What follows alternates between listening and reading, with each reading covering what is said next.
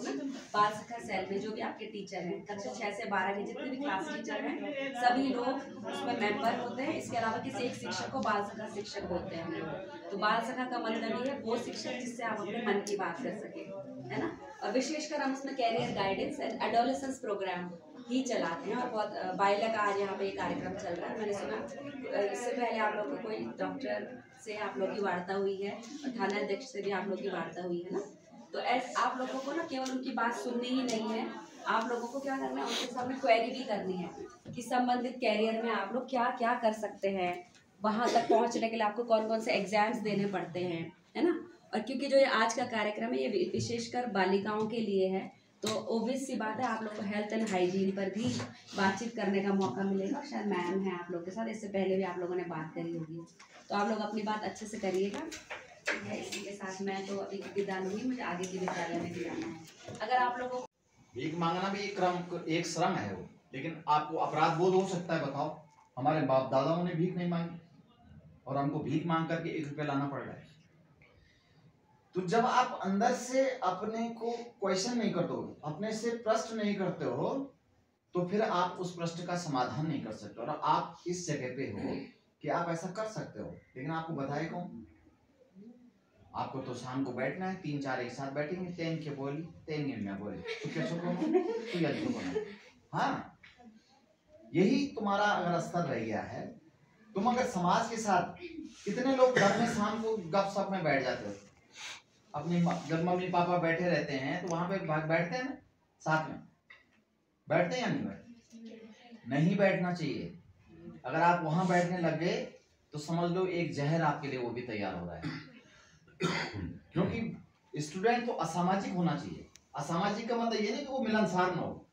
आप लिमिटेड समय के लिए अपने मम्मी पापा, उनकी चाय दी, रोटी दी, उनसे पूछा कैसे हो क्या हो, ये नहीं करा उनसे वार्ता नहीं, समय के साथ उनसे बातचीत होनी चाहिए। लेकिन इसका मतलब ये नहीं कि आप हाँ जब तो हम कहेगी बातचीत शुरू हुई और बेवचा जाए तो पूरा गपशप, वहां अगर आप सम्मिलित हो गए तो आपने 1 घंटा अपना क्या कर दिया, किल कर दिया, खत्म कर दिया।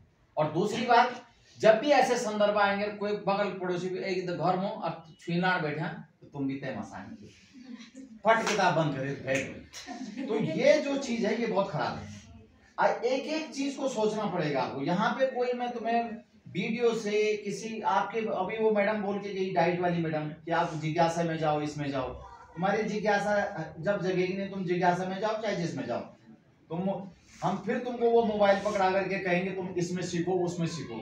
जब तक बेटा अपने आप अपनी जिद ना हो जाए, ना तुम्हारा ये मोबाइल ठीक कर सकता है, ना गुरुजी ठीक कर सकते हैं, ना हम ठीक कर सकते हैं। ठीक है, तुम्हारी बनावट अगर खराब हो गई, तुम्हारी विकृति हो गई, कोई दुनिया में ऐसा नहीं है जो तुम्हें ठीक कर दे। तुम्हें ठीक करने वाले तुम स्वयं हो, तुम्हें गलत ले जाने वाले तुम स्वयं हो। विचार तुम्हें खुद करना है। विवेकानंद जी से एक बातचीत हुई थी ना, संदर्भ आया मुझे याद।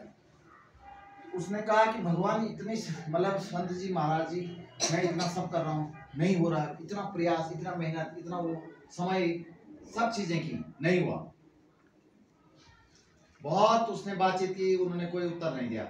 उसके बाद क्या हुआ, उसने कहा यार ठीक है, मैं तेरी बात का, विवेकानंद जी ने कहा पढ़ोगे आप विवेक, इसमें मिलेगा आपको विवेक, मैं तुम्हारी बात को उत्तर बाद में दूंगा। तो उसने कहा तुम ये कुत्ता घुमा के लाओ। वो कुत्ता घुमाने गया तो कुत्ता जो है कभी इधर कभी उधर ऐसे आया। 1-8 घंटे बाद उसने कहा भाई तुम तो ठीक दे रहे हो, पर ये कुत्ता तो बहुत थक गया। ये जो जहाँ तहाँ भाग रहा था, जहाँ तहाँ भाग रहा था। कहेगा तेरा जीवन भी ऐसी है, इसी कुत्ते की तरह। तो जहाँ तहाँ भाग रहा है, जहाँ तुझे भागना वहाँ तो भाग ही नहीं रहा है, इसीलिए तो थक गया। इसलिए तू भी तो थक गया अपनी लाइफ में। तू कह रहा है कि मैंने बहुत कुछ कर दिया, किया तूने कुछ नहीं। कई लोग मिलेंगे ऐसे कि मैं बहुत पढ़ता, बहुत मेहनत की मैंने, पर मेरा कुछ नहीं हुआ। ऐसा नहीं है। आप जो है जब तक अपने को नहीं पहचानोगे, और जब आप जो कर रहे हो अगर आप तब वो नहीं कर रहे हो, तो आप पशु हैं या मैं पशु हूँ। तुमको बोलूंगा तुम नाराज हो जाओगे, कल यहाँ पत्थर फेंको ऊपर मकान क्या पता। वहीं के बच्चों को जब मैं क्लास में जाता हूँ तो मैं कहता हूँ मैं इस समय टीचर हूँ। उन बच्चों को मैं बोलता हूँ, आप मेरे स्टूडेंट से पूछ सकते हैं बात। तो मैं उनको ये कहता हूँ इस समय प्रिंसिपल नहीं पढ़ा रहा आपको, टीचर पढ़ा है। क्योंकि वो प्रिंसिपल से पढ़ेंगे तो वो पता नहीं पढ़ेंगे कि नहीं पढ़ेंगे, लेकिन जब वो मेरे को टीचर मानेंगे उस क्लासरूम में तो वो बहुत अटेंशन देंगे मुझे। यही तो नहीं आप जाके सब बता देते हैं, या आपके गार्जियन परिवार में है, सहयोगी है, किसी को भी बताओ। ये नहीं कि ये चीज छुपाना कुछ नहीं है, जो है वो बताओ, तब जाके उसका समाधान होगा। ये नहीं कि आपने छुपा दिया और वो जो है बढ़ता जा रहा है, वो आपकी परेशानी बढ़ती जा रही है। मान लो यदि पुलिस आई थी यहाँ पे, थाना अध्यक्ष आए थे, उन्होंने बताया होगा, आप अपनी अगर यदि आपके साथ में कोई गलत कोई वो करता है, कोई व्यवहार करता है, और आप उस व्यवहार को अगर आप किसी को बताएंगे नहीं या किसी से शेयर नहीं करेंगे, वो फिर दोबारा करेगा, क्योंकि उसको ये है कि इसने कुछ नहीं बोला, किसी से शिकायत नहीं की। ऐसा परिवर्तन जो अभी परिवर्तन का दौर है, कोई ऐसी दिक्कत नहीं है, सब में होता है वो परिवर्तन, लेकिन जो है यदि बात छुपाए तो उसका समाधान नहीं हो पाएगा। परिश्रम, वास्तव में परिश्रम की तो कहीं पर भी जो परिश्रम करेगा उसका फल जरूर मिलेगा। ये सारी बातें आपके सामने हैं। अभी खुशी की बात यह है कि हमने हमारे कुछ बच्चे, मैं आज के हमारे मार्गदर्शक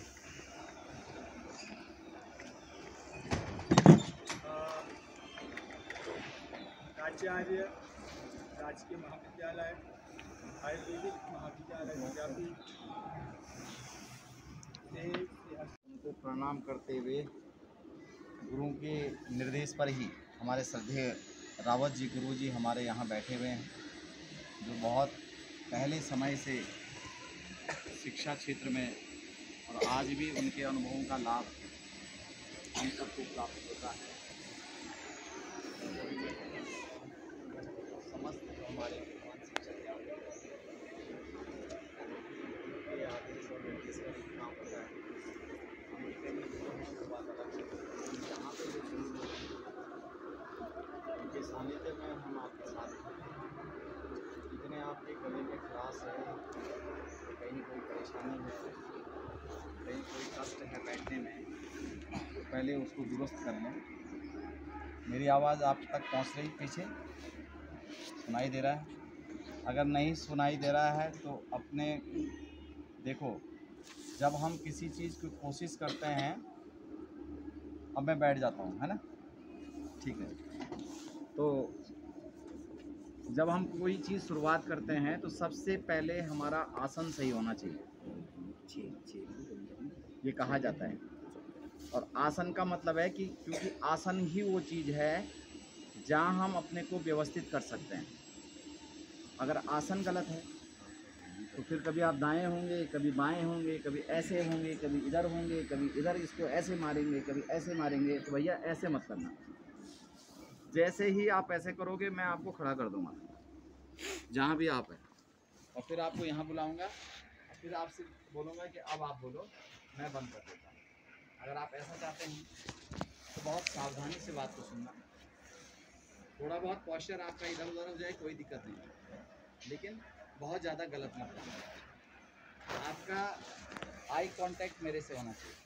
दृष्टि से दृष्टि अगर मिलेगी तो सृष्टि बन जाएगी। अगर आपकी नज़र मेरी नज़र से मिल जाएगी तो जिस उद्देश्य से आप यहाँ बैठे हुए हैं वो हो जाएगा। लेकिन अगर आप मुझसे नहीं, क्योंकि मुझे बुलाया गया इस काम के लिए कि यहाँ बहुत होनहार और बहुत अच्छे बच्चे हैं, गुरुजी ने ऐसा कहा, मुझे बहुत अच्छा लगा। मैंने आगे ये केवल बल्ला दिखा के बढ़ गया आगे है, तो ये आपका निर्धारण है, ये सही है, आप कैरियर को निर्धारित कर रहे हैं। और मैं तो भैया आपके लिए गुरुजनों को ना, मैं तो अभी तो इस क्षेत्र में पहली बार आ रहा हूँ, मैं मोटिवेशनल स्पीकर के तौर पे मुझे बुलाया गया, मुझे अंदर से बहुत अच्छी फीलिंग हो रही है और मैं आपको बधाई देता हूँ। मेरा सौभाग्य है कि नारायणकोटि इंटर कॉलेज ने मुझे याद किया। लेकिन इसके साथ जो है मुझे यहाँ पर ये भी ध्यान देना पड़ेगा कि मुझे क्या बोलना है, कहीं ऐसा ना हो कि मेरा बोला हुआ सब ऐसा रह जाए। मैंने कल आपसे बात की थी, जो बच्चे बैठे हुए थे, बालिकाएं बैठी हुई, और आज सारे और स्टूडेंट यहाँ पे बैठे हुए हैं। देखो भैया, यहाँ पे जितनी बातें हो रही हैं, इन बातों का मतलब है कि आज ही अभी ही हमें हल करना है, समझ रहे हैं, छल नहीं करना है।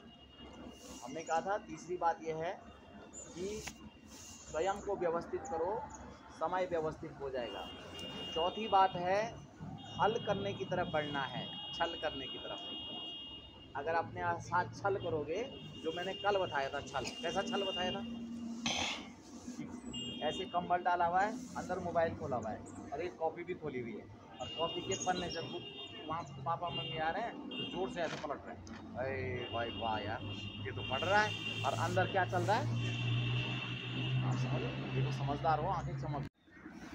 राजकीय आयुर्वेदिक महाविद्यालय विद्यापीठ परम श्रद्धेय डॉक्टर साहब बेंजवाल जी, हमारे मध्य उपस्थित बहुत ही सम्मानित आदरणीय गुरु जी, जिनका बार बार हमें मार्गदर्शन सहयोग मिलता रहता है, रावत जी, मेरे विद्वान शिक्षक साथियों, इस कार्यक्रम का संचालन कर रहे मेरे अग्रज आदरणीय शुक्ला जी व मेरे प्यारे अनुशासित छात्र छात्राओं,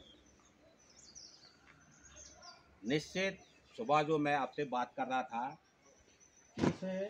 कैरियर गाइडेंस और एडोलसेंस जो कार्यक्रम है, निश्चित कल उस पर बात हुई होगी। एडोलसेंस के अंतर्गत जो किशोरावस्था है, उसमें जो हमारे शरीर में जितने भी हार्मोनल चेंजेस के कारण जो शारीरिक, मानसिक, सामाजिक, व्यावहारिक जो परिवर्तन होते हैं, उन्हें आपने समझा होगा। उसी के अंदर एक शब्द था जेंडर, ये सेंसिटाइजेशन, लिंग संवेदनशीलता, निश्चित उस पर भी चर्चा हुई होगी। थोड़ा इस पर बात कर रहा हूँ, जेंडर या लिंग संवेदनशीलता है क्या? कक्षा 12 के बच्चे जानते हैं, 11वीं के बच्चे जानते हैं, यहाँ तक कि कक्षा 8 के बच्चे, जब आप किसी भी फॉर्म को भरते हैं, उस पर लिखा रहता है, किसी फॉर्म पे लिखा रहता है सेक्स कोड, किसी पे लिखा है जेंडर, लिंग, यानी हम लिखते हैं वहाँ पे और महिला। जब लिंग को, जो लिंग शब्द है इंग्लिश में, उसको हम जेंडर भी कह रहे हैं, उसी को हम सेक्स भी कह रहे हैं। अंतर क्या है? तो अंतर को समझिए बेटा। देखिए, जो जहाँ हम जो लोक संस्कृति दिवस जो मनाते हैं हम, उत्तराखंड के गांधी के नाम से मशहूर समाज सेवी क्रांतिकारी, एक स्टूल ले आओ, आगे करो, स्वर्गीय इंद्रमणि मधोनी के को मनाने का हमारी उत्तराखंड सरकार ने निर्णय लिया है। और हर साल 24 दिसंबर जो कि उनका जन्मदिन है, अखोड़ी गांव जो कि अब भिलंगना में, भिलंगना में ही है ना, हाँ, भिलंगना जो ब्लॉक है, उस ब्लॉक में जो है अखोड़ी गांव, उस गांव में जो है उनका जन्म हुआ था। और मुझे भी सौभाग्य हुआ प्राप्त। मैं ये बता दूं, जब 1988 में हम ग्रेजुएशन कर रहे थे ऋषिकेश से, तो उत्तराखंड प्राप्ति के लिए आंदोलन चल रहा था। तो उस क्रांति मैं यहाँ पूरे उत्तराखंड से, कुमाऊं गढ़वाल यानी दोनों मंडलों से हजारों की संख्या में उस आंदोलन में लोग गए थे। तो एक विद्यार्थी होने के नाते, ये भी के हम सदस्य थे, तो उस नाते हम भी जो है इनकी रैली में, जो कि रामलीला मैदान नई दिल्ली में आयोजित की गई थी, उसमें हमने भी पार्टिसिपेट किया। तो ऐसे स्वर्गीय प्रतिमा का अनावरण करते हुए उनका समाचार और डॉक्टर साहब बेंजवाल जी हमारे सलाम, सभी लोग हमारे शिक्षक बंधु, सब लोग आइए, जमोला जी एक एक करके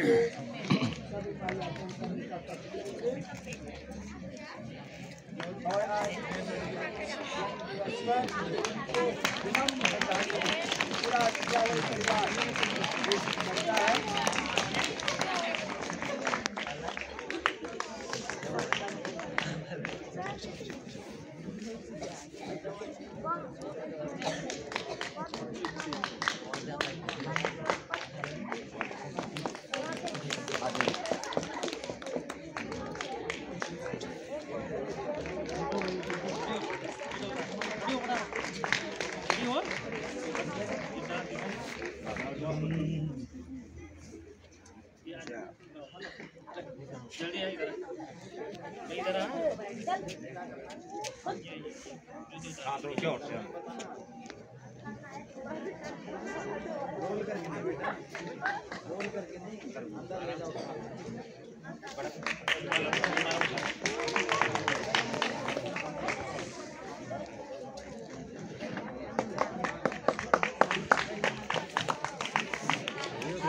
आचार्य महोदय जी, गुरुजनवृंद एवं मेरे प्रिय सहपाठी भाई एवं बहनों, मैं आज यहाँ पर लोक संस्कृति दिवस के तहत इंद्रमणि बडौनी जी के बारे में 2 शब्द कहने जा रही हूँ, जो कुछ इस प्रकार से हैं। उत्तराखंड महापुरुषों की जननी रही है। यहाँ एक से एक बढ़कर महापुरुष रहे हैं। उत्तराखंड की पवित्र भूमि को अपने एक कर्मों से महान बना दिया है इंद्रमणि बडौनी जी ने। उत्तराखंड के इन्हीं महापुरुषों में उत्तराखंड के गांधी नाम से प्रसिद्ध महापुरुष इंद्रमणि बडौनी जी का नाम उत्तराखंड के इतिहास में स्वर्णिम अक्षरों में दर्ज किया गया। राम सर्दिया प्रधानाचार्य महोदय, गुरुजनवृंद एवं मेरे प्यारे सहपाठी भाई एवं बहनों, मैं आज यहाँ पर इंद्रमणि बडौनी जी के जन्म दिवस पर कुछ 2 शब्द कहने जा रही हूँ, जो इस प्रकार से है। उत्तराखंड महापुरुषों की जननी रही है। यहाँ अनेक वीरों ने जन्म लिया और उत्तराखंड की पवित्र भूमि को अपने सत्कर्मों से महान बना दिया।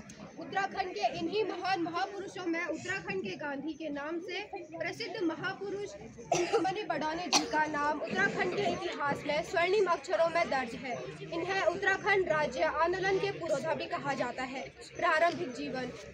इंद्रमणि बडौनी जी का जन्म 24 दिसंबर 1925 टिहरी जिले के चखोली ब्लॉक के अखोड़ी गांव में हुआ था।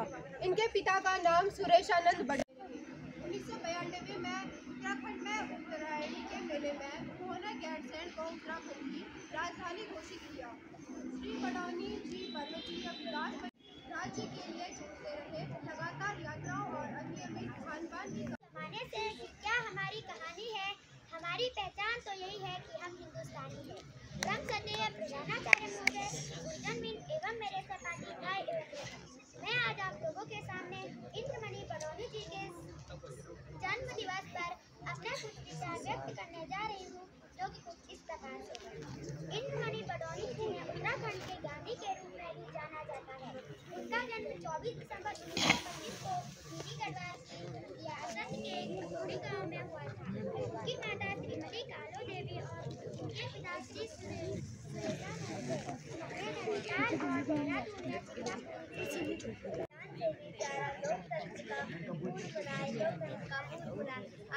होते हैं वो फूल जो देश के काम आता है।